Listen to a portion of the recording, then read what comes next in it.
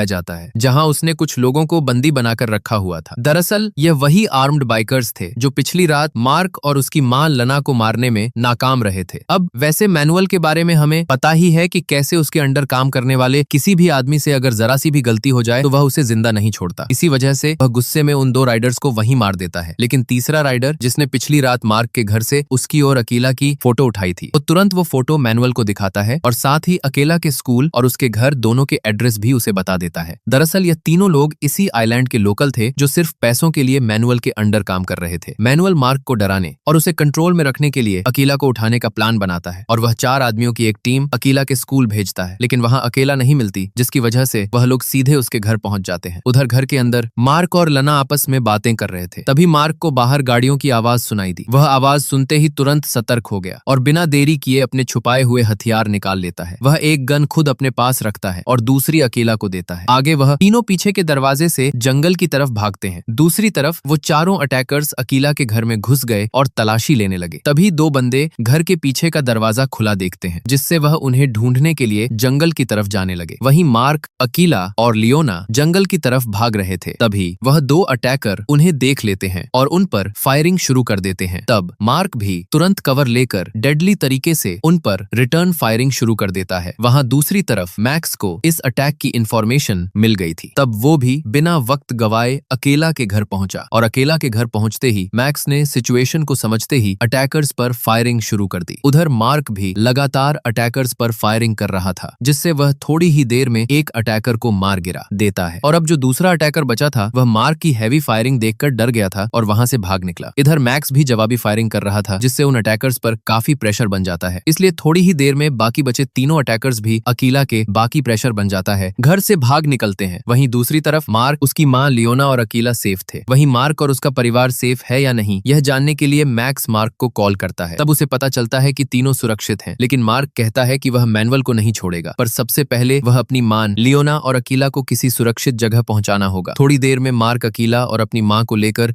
अपने पुराने दोस्त डेविड के घर पहुंचा। वो डेविड से साफ साफ कहता है कि आज से लना और अकीला की जिम्मेदारी तुम्हारी है, उन्हें कुछ भी नहीं। अकीला के आज करने वाला तुम्हारी सुरक्षित किया जाता है होना चाहिए।